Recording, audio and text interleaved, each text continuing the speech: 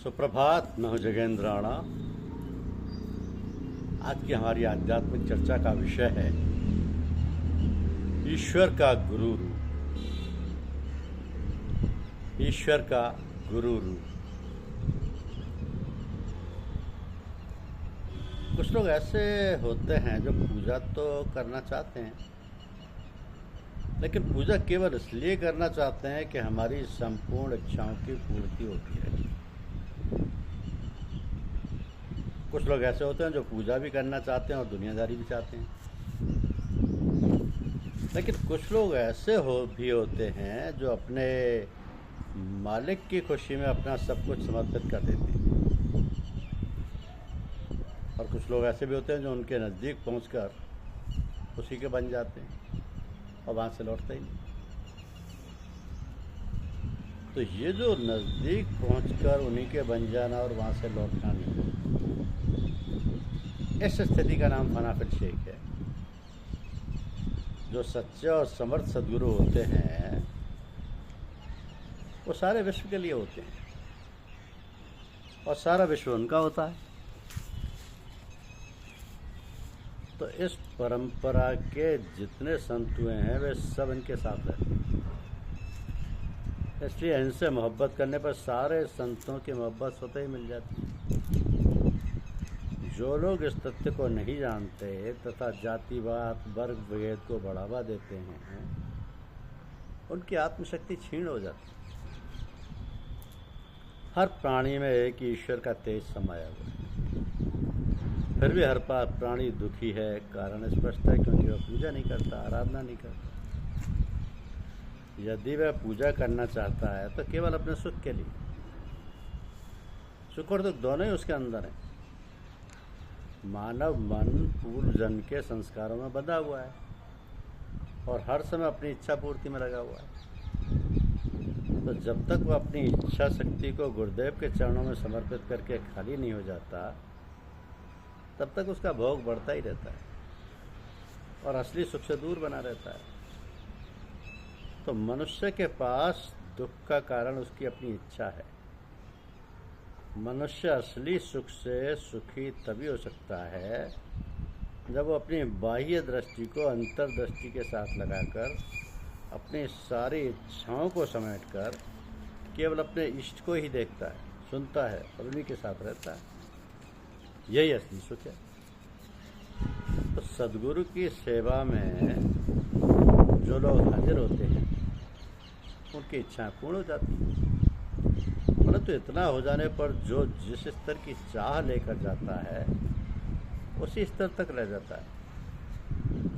जो अपनी चाह को उन्हें समर्पित कर देता है उसकी चाह का स्तर बदल जाता है, उसको सबसे ऊंचा स्थान मिलता है। तो जो सच्चे सद्गुरु होते हैं उनके पास पहुंचते ही सत्य से प्रकाशित होकर सब सुख दुख भूल जाते हैं और शांति और आनंद का अनुभव होने लगता है। ये स्थिति केवल उन्हीं की होती है जो वास्तव में सद्गुरु की खोज में निकलते हैं। और जो लोग गुरुदेव के पास केवल अपनी इच्छा पूर्ति के लिए जाते हैं, उनका मन उनकी इच्छाओं के प्रभाव से ओतप्रोत रहता है। ऐसे लोग अपनी साधना को आगे नहीं बढ़ा सकते, वे केवल अपनी इच्छा पूर्ति में लगे रहते हैं। ऐसा जीवन निरर्थक है। जो लोग गुरु की खोज में अपने को समर्पित कर देते हैं और उन्हें पाकर उन्हीं के बन जाते हैं, उन्हीं में अपनी स्थिति कायम कर लेते हैं, ऐसी स्थिति कायम हो जाने पर जीवन मरण का मसला हल हो जाता है और यही परमानंद प्राप्ति का स्वरूप है। तो ईश्वर से प्रार्थना हो कि हम सब सत्संगी भाई बहन मिलकर अपने गुरुदेव के चरणों में सब कुछ समर्पित करके ऐसे ही बन जाएं और सब कुछ अर्पित करके सब कुछ पा जाएं। उनसे ऐसा अमूल्य धन प्राप्त कर लें जिससे कि फिर हमको कभी मांगना ही ना पड़े। उस धन से परिपूर्ण होकर उसी धन से दूसरों को धनी बनाने की क्षमता प्राप्त हो जाए और उसी का दिया हुआ धन उसी को अर्पित कर दें, ताकि हमारा देना रहे ना लेना रहे। सब उसी का देना और उसी का लेना, उसके ही रूप में सारे संसार को देखें। जहाँ जाऊँ वहीं पाऊँ, तो मैं ही हर जगह पाऊँ। जहाँ देखो वही देखूं, तुम्हें ही हर जगह देखूं। तो योग शास्त्र का सिद्धांत है कि ध्यान करने वाला जिसका ध्यान करता है उसका स्वरूप भी इष्ट के समान हो जाता है। ईश्वर की प्राप्ति में प्रभु कृपा को निज कृपा से मिलाने के लिए समर्थ गुरु की कृपा एवं छत्र छाया का होना भी अनिवार्य है। तो गुरु के प्रति भक्ति, भावना, निष्ठा एवं प्रेम पक्का होना चाहिए। गुरु कृपा से प्राप्त सत्संग तथा गुरुदेव के उच्च से उच्च गुणों को अपने मन में भरना जरूरी है। जनाब चच्चा जी साहब ने इस संबंध में एक बहुत आसान, बड़े फायदे वाली तरकीब बताई कि गुरु के किसी जाहिर या बातनी एक को ले लो तथा उसे पूर्णतः अपने में उतारो। बाकी सब बातें अपने ही आप उतर आएंगी और जल्दी ही गुरु के शेष गुण तुम्हें आ जाएंगे। तो गुरु इष्ट के सतत स्मरण पर अध्यात्म में विशेष जोर दिया गया, जिसका तात्पर्य है कि हम चाहे कार्यालय में हो या घर में हो, स्मरण की ऐसी प्रक्रिया बनाएं कि सहज ही गुरु यानी इष्ट का स्मरण हो जाए। तो गुरु के प्रति सर्वोच्च दैवी शक्ति की भावना आध्यात्मिक प्रयत्नों में बहुत ही आवश्यक है। जब कोई कार्य कर रहे हों तो सोचें कि यह कार्य अपने लिए नहीं बल्कि गुरु जी स्वयं अपने लिए कर रहे हैं। नाश्ता करते समय सोचें कि गुरु जी स्वयं नाश्ता कर रहे हैं। रास्ते में किसी लुभावनी विमुखाकृति पर निगाह टिक जाती है तो सोचिए कि आप नहीं, स्वयं गुरुदेव देख रहे हैं। क्रमशः यह आभास होने लगेगा कि ये हाथ, पैर, आँख, नाक, कान, पूरा शरीर ही गुरुदेव में हो चुका है। इसके द्वारा आप न केवल सतत स्मरण में रहेंगे बल्कि आपके संस्कारों के बनने की श्रृंखला समाप्त होगी तथा वह आभास होना बहुत दूर नहीं होगा। सिया राम मैं सब जग जानी, करो प्रणाम जोर जुग पानी। जब आप स्वयं की चिंता किए बिना अपने को पूर्णतया गुरुदेव की इच्छा पर छोड़ देंगे, अपने को महान ज्ञानी गुरु और इष्ट को समर्पित कर देंगे, तो उनसे प्रवाहित उच्चतम कोटि की दैवीय धारा निरंतर अपनी ओर आने लगती है। ऐसी स्थिति में संसार की प्रत्येक वस्तु गुरुदेव की पवित्र धरोहर मालूम होती है। परंतु इस स्तर का समर्पण कोई साधारण अवस्था नहीं जिसे प्रारंभ करते ही प्राप्त कर लिया जाए। इसके संबंध में गुरु गोविंद सिंह जी इस प्रकार कहते हैं कि जब हृदय में ज्ञान का प्रकाश होता है तब आत्मानंद का पान करते हैं और सत्संग में शब्द को जपते हैं। तो जिन्होंने सद्गुरु की कृपा का अमृत पान किया है उन्होंने केवल एक ही को देखा है, दूसरे का कभी सहारा नहीं लिया। जिस पर प्रभु कृपा करता है वही सच्चे और पूरे गुरु को पाता है और गुरु का उपदेश अपने मन में बसाता है। तो गुरु इष्ट के प्रति समर्पण का एक सुंदर उदाहरण रामचरितमानस में देखने को मिलता है कि जब दशरथ पुत्र भरत अयोध्या वासियों के साथ भगवान राम को वन से वापस लेने गए थे, वहाँ उपस्थित जन समुदाय के समक्ष भगवान राम ने कहा कि मैं वापस चलने को तैयार हो जाऊंगा यदि भरत स्वयं ऐसा करने के लिए उनसे कहे। भरत ने शांतिपूर्वक कहा, मुझे आदेश नहीं देना है बल्कि केवल अनुसरण करना। कहकर इष्ट या गुरु के समक्ष आत्मसमर्पण का नमूना प्रस्तुत किया था, क्योंकि सद्गुरु यानी इष्ट की कृपा से ही भक्ति भाव प्राप्त होता है। गुरु विहीन व्यक्ति भक्ति से वंचित रहता है।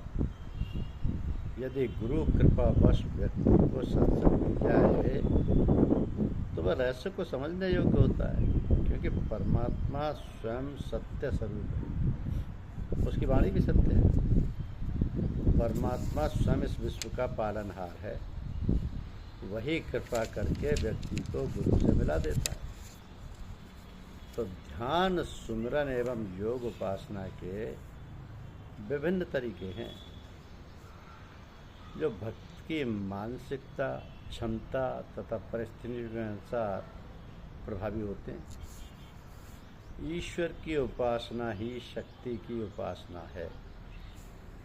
शक्ति की उपासना में शरीर पुष्ट होने के साथ साथ भक्त को धन, विद्या, मान, सम्मान, यश एवं कीर्ति इसमें कोई संदेह नहीं। साथ ही ईश्वर की आराधना के लिए मानव देह का होना भी आवश्यक है।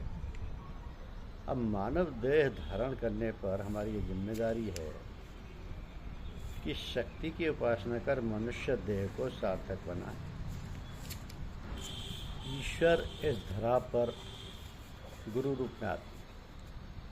वह अगर अपनी ईश्वरीय शक्तियों के साथ उपस्थित हों तो शायद ये संसार उन्हें जीने ना दे, तो वो गुरु रूप में रहते हैं और गुरु रूप में सारे जन का कल्याण करते हैं, सब जन का। उनके लिए तो सब जन हिताय सब जन सुखाय वाली स्थिति।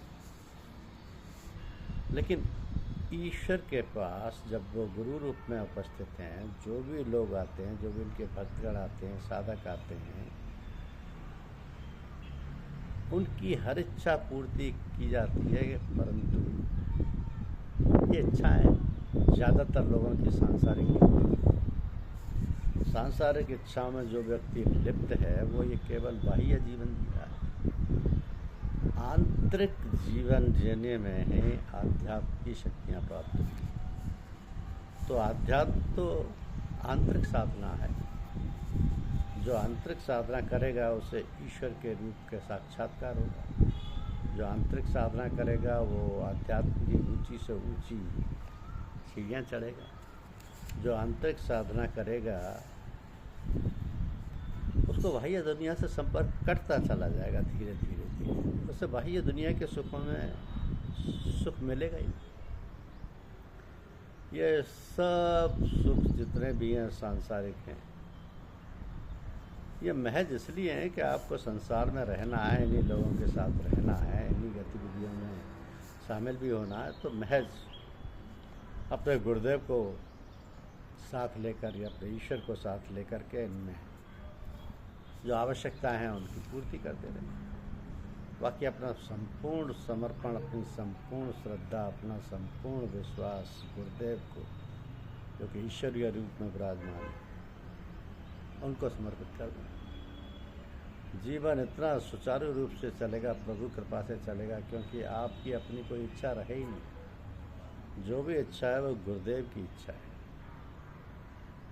मालिक तेरी रजा रहे और तू ही तू रहे, बाकी न मैं रहूं न मेरी याद तू रहे। जब तक जिगर में जान और तन में लहू रहे, बस एक तेरी याद और तेरी जुस्तजू रहे। राजी हाँ हम उसी में जिसमें तेरी रजा रहे। ओम शांति शांति शांति। धन्यवाद।